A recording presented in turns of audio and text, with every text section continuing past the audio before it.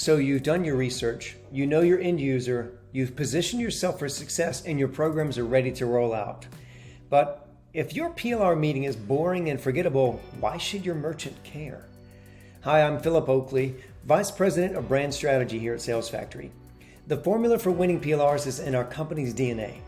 For over 35 years, we focused our business on helping brands discover and solve their end users' problems. This philosophy is the secret behind the Winning the PLR series, where we take a deeper dive into winning with the merchant and in the market. At Sales Factory, we love to win PLRs. The image on my screen is an actual working scoreboard that hangs in our office. Since 2015, we've proudly logged 123 PLR wins for our clients and counting. We've discussed strategies for those wins throughout our 7-part series, Winning the PLR. Just as important as the data you collect, the problems you solve, and the strategies you mold is how those strategies are presented.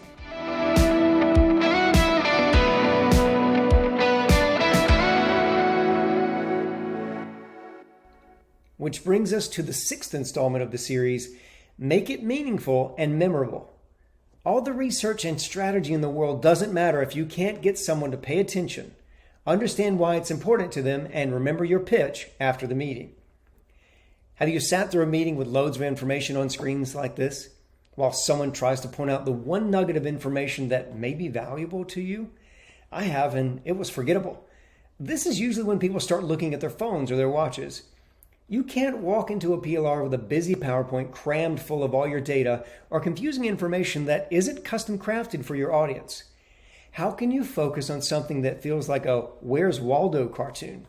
More importantly, why would you? Why make your audience search for the big takeaways?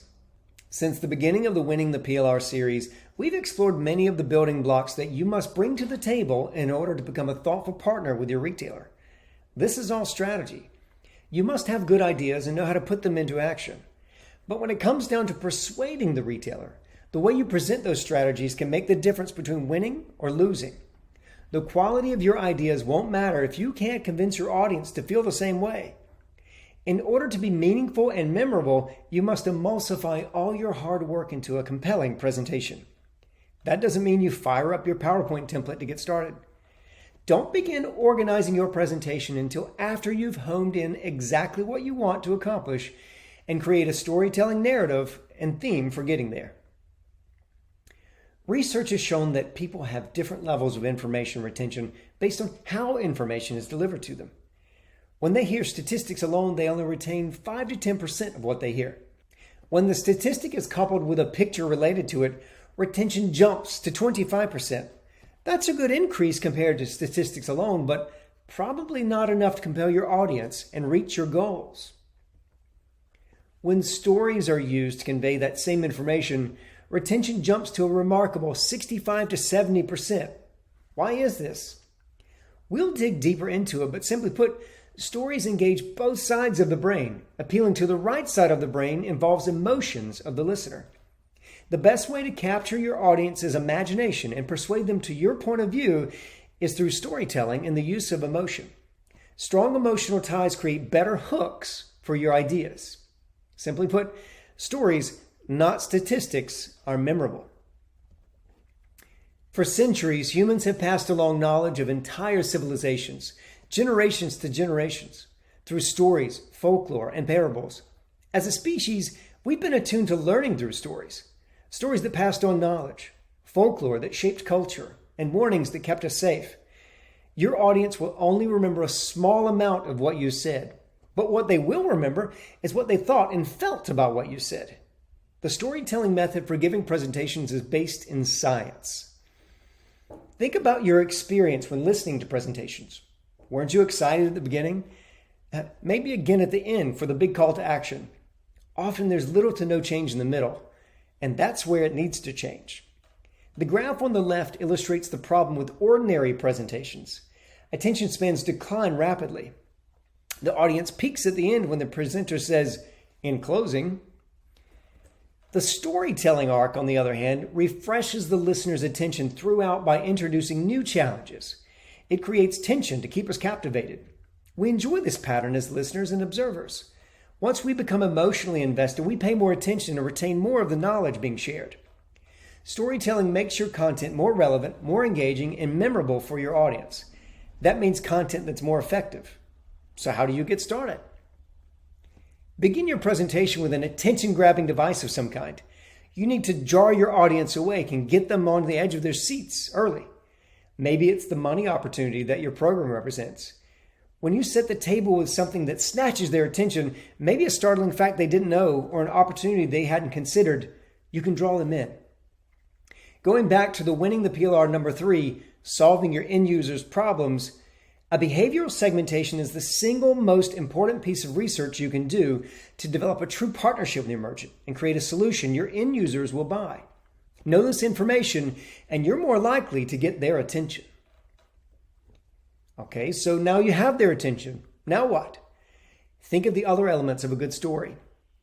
Think about your character. That's your prime prospect, your consumers and your pros. The setting. What does the competitive landscape look like? You've walked the stores, so paint the picture of the omni-channel journey. You've modeled the market, so you should have a good idea of the lay of the land. Your plot. Clearly define goals for your protagonist and where you want to lead the merchant. Create your story arc and your general narrative. A conflict.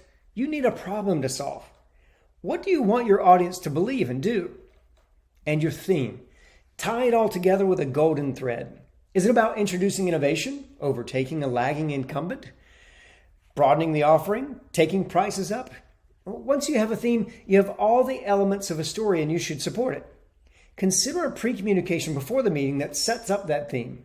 This will have the retailer align with you from the very beginning. Remember, you need to capture the audience's imagination, so they put themselves into situations that connect them with your characters. In this case, that's probably your consumer or your pro, trying to shop for a product or complete a task. Each retailer has a template.